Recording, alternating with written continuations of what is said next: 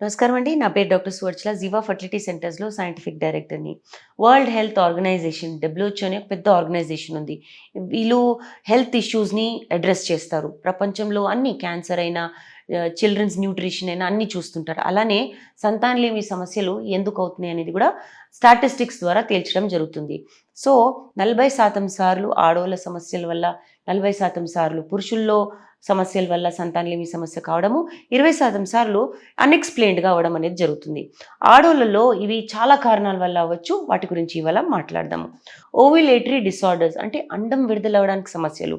ఈ సమస్యలు ఎలాంటివి ఉంటాయంటే పీసీఓడీ వాళ్ళలో అసలు ఇర్రెగ్యులర్ పీరియడ్స్ అవ్వడము, తర్వాత అండం విడుదల అవ్వకపోవడము, లేదా అండాశయాల్లో అండాలే తక్కువ ఉన్నాయనుకోండి, దీన్ని ప్రీమెచ్యూర్ ఓవ్యులేటరీ డిసార్డర్స్ అంటారు. వీటి వల్ల కూడా ఓవ్యులేటరీ డిసార్డర్స్ అవుతాయి. సో ఇది కూడా ఓవ్యులేటరీ డిస్టర్బెన్సెస్ కింద వస్తుందన్నమాట. Next uterine disorders. యూట్రైన్ అంటే గర్భసంచిలోనే ప్రాబ్లమ్స్. ఇవి స్ట్రక్చరల్ ఉండొచ్చు, అంటే ఆకారంలోనే ప్రాబ్లమ్స్ ఉండొచ్చు, లేదా లోపల ఏదైనా ఇష్యూస్ వచ్చాయనుకోండి, వాటి గురించి చెప్తాను. వాటి వల్ల కూడా అవ్వచ్చు. స్ట్రక్చరల్ ప్రాబ్లమ్స్ మోస్ట్లీ ఏంటంటే పుట్టుకతో వస్తాయి, కంజనైటల్ అంటారు. గర్భసంచిలో గోడ ఉండడము, గర్భసంచి ఒక భాగం లేకపోవడము, గర్భసంచిలో పొర బాగుండకపోవడము, దాని ముఖద్వారం లేకపోవడము, ఇవన్నీ సమస్యల వల్ల స్ట్రక్చరల్ ప్రాబ్లమ్స్ అవుతాయి.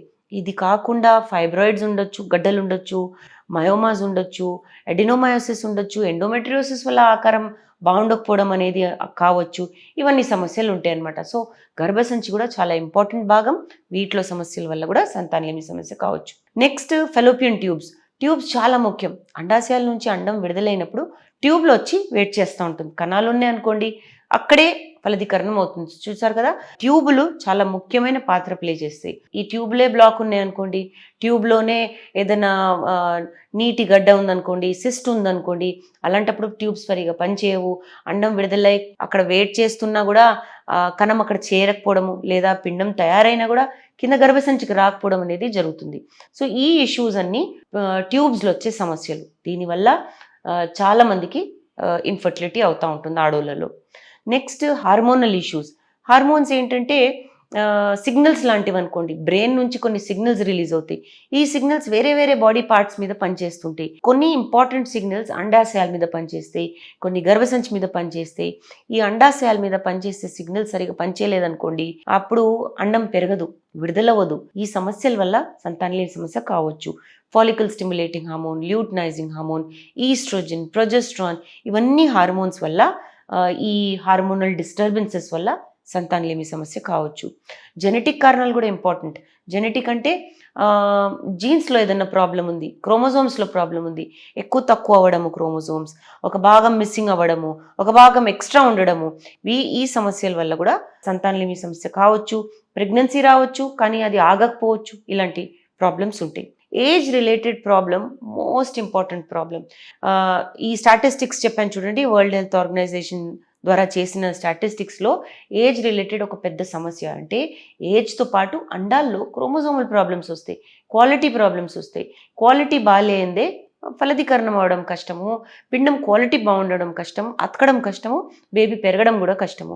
అలాంటప్పుడు ఈ ఈ బాలేని పిండం అతికింది అనుకోండి, బేబీ పెరిగింది, డెలివరీ అయింది, అబ్నార్మాలిటీస్ కూడా చాలా ఎక్కువ ఉంటాయి. సో ఏజ్ ఎక్కువ కొద్దీ ఈ సమస్యలు అవుతాయి. ఆడోళ్ళలో 30 నుంచి మొదలవుతాయి, కానీ 35 నుంచి చాలా తొందరగా అవుతాయి. 40 తర్వాత ఈ సమస్య చాలా ర్యాపిడ్గా ఉంటుంది. అందుకనే 40 తర్వాత కనేటప్పుడు జాగ్రత్తగా ప్రెగ్నెన్సీ వచ్చాక కూడా ఈ బేబీని మానిటర్ చేయడం జరుగుతుంది. ఏమైనా అబ్నార్మాలిటీస్ ఉన్నాయా అనేది చూడడం జరుగుతుంది. ఇవి ఇలా ఉండగా ఎన్వైరన్మెంటల్ ఫ్యాక్టర్స్ అంటే వాతావరణం. ఈ వాతావరణం ఫ్యాక్టర్స్లో కొన్ని స్మోకింగ్ ప్రాబ్లమ్స్ వస్తాయి, డ్రింకింగ్ ప్రాబ్లమ్స్ వస్తాయి. ఆడోళ్ళలో ఈ ప్రాబ్లమ్స్ కూడా చాలా ఎక్కువ అవుతున్నాయి. గుడ్డో బ్యాడో హెల్త్ కారణాలు అయితే కోర్స్ హెల్త్ ఎఫెక్ట్స్ చాలా ఉంటాయి. మన ఫర్టిలిటీకి వచ్చేసరికి కూడా దీని ఎఫెక్ట్ చాలా ఉంటుంది. ఈ మధ్య 30 కన్నా తక్కువ ఆడవాళ్ళు చాలామంది స్మోక్ చేస్తున్నారు, డ్రింక్ చేస్తున్నారు. దీంతో పర్మనెంట్ డ్యామేజ్ అవుతుంది ఎగ్స్లో. అంటే క్రోమోజోమ్స్ ఒకసారి బ్యాడ్ అయ్యాయి అనుకోండి ఎగ్స్లో, మళ్ళీ బాగా అవ్వవు. సో ఈ స్మోకింగ్, ఆల్కహాల్ ఉన్నవాళ్ళు రెస్పాన్సిబుల్గా చేయాలి. అంటే ఇవన్నీ ఫ్యాక్ట్స్ తెలుసుకొని చేయడం వేరు, తెలియకపోవడం వేరు. సో తెలుసుకుంటే కొంచెం మానేయడానికి ఛాన్స్ ఉంటుంది.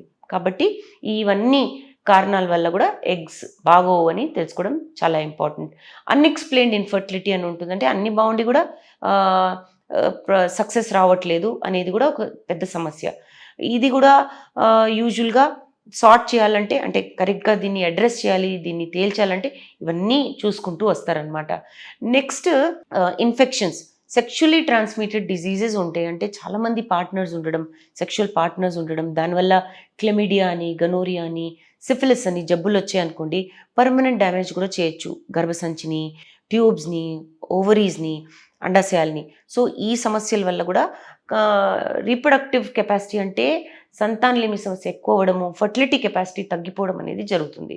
సో ఇవి ముఖ్యమైన కారణాలు. వీటి గురించి మీరు తెలుసుకుంటే, అసలు ఎక్కడ సమస్య ఉందో అనేది కనుక్కుంటే ట్రీట్మెంట్ కరెక్ట్గా తీసుకోవచ్చు.